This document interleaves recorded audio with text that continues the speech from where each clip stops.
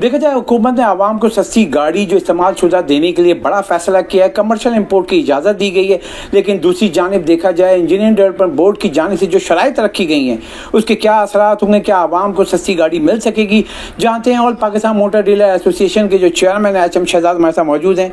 अच्छा फैसला हुआ लेकिन उसके बाद शराइत, तो क्या गाड़ियाँ सस्ती मिल सकेंगी? देखें, हमारे लिए बड़ा ये सरप्राइज़ है जो कल इंजीनियरिंग डेवलपमेंट बोर्ड ने जो नोटिफिकेशन निकाला है, अब उसमें इस किस्म की तमाम शराइतें डाल दी गई हैं जो एक नई गाड़ी असेंबल करने वाला हो, चाहे वो असेंबलर्स हो, चाहे वो मैन्युफैक्चरर्स हो, वो तमाम शर्तें उनके लिए होती हैं। हम कमर्शियल इंपोर्टर्स बनेंगे, पाकिस्तान की हिस्ट्री में फ़र्स्ट टाइम होने जा रहा है। मैं IMF का भी शुक्रिया अदा करता हूँ, वज़ीर आज़म पाकिस्तान का शुक्रिया अदा करना चाहता हूँ। लेकिन इस किस्म की जो शराइतें आपने डाली हैं उससे कमर्शियल इंपोर्ट तो आप नहीं कर सकेंगे। एक तरफ आप कहते हैं कि जी ये शराइतें, मिसाल के तौर पे सेल टैक्स, इनकम टैक्स में रजिस्टर्ड होना, बिल्कुल हम रजिस्टर्ड हैं और जो नहीं है वो भी हो जाएंगे। फिर उसके बाद आप ये कहते हैं कि कितने सरमाए से आप ये कारोबार करेंगे, ये वफाकी कैबिनेट बताएगी। भाई क्यों बताएगी? जितना हमारे पास वाइट होगा, जिसके पास वाइट होगा LC खोलेगा, स्टेट बैंक के थ्रू LC खोलेगी, वो अपना इंपोर्ट कर। फिर आप कहते हैं जी आपने जो है वो सेल एंड सर्विस और उसके बाद पार्ट्स की सहूलत भी देनी है। तो भाई हम यूज़ गाड़ियों का काम करने जा रहे हैं जो दुनिया के मुख्तलिफ राइट हैंड ममालिक से हम इंपोर्ट करेंगे। तो आप इस किस्म की शराइतें डाल के, मुझे ऐसा लगता है कि या तो आप दोबारा लोकल असेंबलरों को ये एक और मौका देना चाह रहे हैं। पहले वो TR गिफ्ट और बैगेज के ख़िलाफ़ थे, अब आपने जो ये तमाम चीज़ें की, तो ये तमाम चीज़ें, तो ये लोकल असेंबलर बआसानी ये तमाम शराइत को भर सकता है। लेकिन एक तरफ आप जो है वो RD लगा रहे हैं 40%, तो क्या दोबारा आप लोकल असेंबलरों को तहफ़्फ़ुज़ फराहम करना चाहते हैं? दोबारा वो लूटमार करेंगे? हम इनसे कंपटीशन नहीं कर सकेंगे। मैं आपके प्रोग्राम के तवज्जुह से वज़ीर आज़म से अपील करता हूँ, खुदारा इसमें बीच में आप आएँ और जो इस कारोबार से वाबस्ता 40-50 साल से जो लोग इस कारोबार से वाबस्ता हैं, ये उनका राइट है, उनका हक़ है। आप क्या उनके पेट पर लात मारेंगे? क्या उनको आप बेरोज़गार करेंगे? अगर कमर्शियल इंपोर्ट आपने अलाउ किया है, जो इस कारोबार से वाबस्ता 30-40 साल से 50 साल से जो लोग कारोबार कर रहे हैं, ये उनका राइट है, उनको ये काम करने की इजाज़त देनी चाहिए। अच्छा एच एम शहजाद साहब, जो शराइत हैं इंजीनियर बोर्ड की, तो आप as a chairman all Pakistan motor dealer association की क्या इसको मानते हैं या मुस्तरद करते हैं? नहीं, हम इसको मुस्तरद करते हैं। मेरे तमाम पाकिस्तान के अंदर जितने कार डीलर्स हैं वो ऑलरेडी इसको मुस्तरद कर चुके हैं, इसलिए कि जो शराइत आप डाल रहे हैं ये एक कमर्शियल इंपोर्टर के लिए ये पॉसिबल नहीं है, वो भी यूज़ गाड़ियों की कमर्शियल। अच्छा देखें ना, आपके मुल्क में अगर पार्ट्स ना मिलते हों तो आप हम पे शर्त डालें।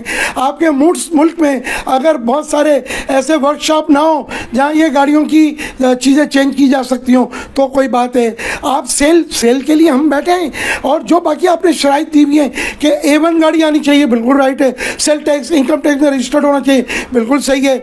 अगर आप कहते हैं कि जी EDP से आपको लाइसेंस लेना है, तो हम EDP के अंडर नहीं आते, इसलिए कि हम मैन्युफैक्चरर नहीं हैं, हम असेंबलर्स नहीं हैं। हम तो कमर्शियल इंपोर्ट यूज़ का करेंगे।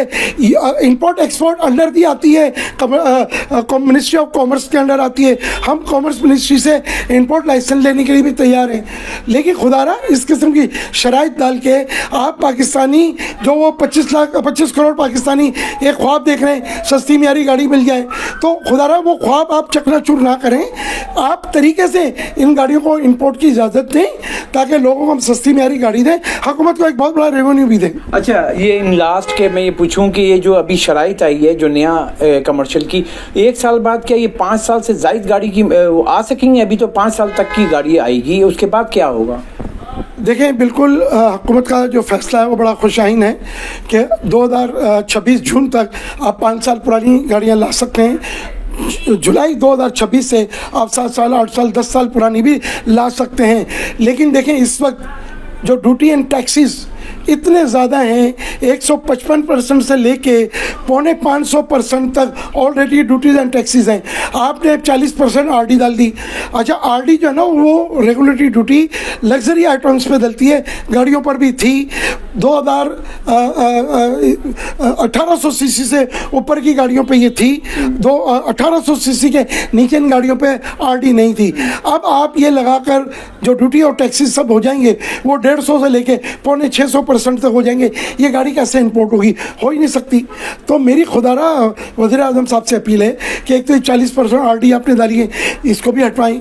दूसरा, ये सारे जो शराइत हैं इसे आसान करें ताकि हम इन लोकल असम्बलरों का मुकाबला भी कर सकें और आवाम को सस्ती मियारी गाड़ियाँ दें, आपको एक रेवेन्यू दें। मुझे ऐसा लग रहा है कि ये काम जो है कुछ चंद अरबपति लोगों के हाथ में जाएगा, या फिर ये लोकल असम्बलर जो है ये गाड़ियाँ इंपोर्ट करेंगे, इनके ऑथराइज डीलर इंपोर्ट करेंगे, क्योंकि उनके पास तमाम चीज़ें, वो सेल टैक्स, इनकम टैक्स में रजिस्टर्ड हैं, उनके पास वर्कशॉप भी है, उनके पास पुर्जाजात भी हैं, उनके पास जो है वो तमाम सिस्टम जो ये इसमें डला हुआ है। मुझे लगता है कि ये डिज़ाइन ही जो है ना ये लोकल असम्बलरों ने किया है और EDP ने उस पर साइन कर दिया है। जैसे कि आपने सुना, यहाँ पे बड़ा इल्ज़ाम लगाया गया है और Pakistan motor dealer association chairman के साथ कि उन्होंने सबसे पहले कहा है कि जो शराइत लगाई गई हैं, ऐसा लगता है जो लोकल असेंबलर हैं उनकी शराइत को पूरा किया गया, और साथ ही कहा है कि इंजीनियरिंग डेवलपमेंट बोर्ड की जो सख्त शराइत है उसको मुस्तरद करते हैं। वज़ीर आज़म से अपील की शराइत को नरम किया जाए, साथ ही जो 40% इजाफी रेगुलेटरी ड्यूटी है उसको वापस लिया जाए। जी।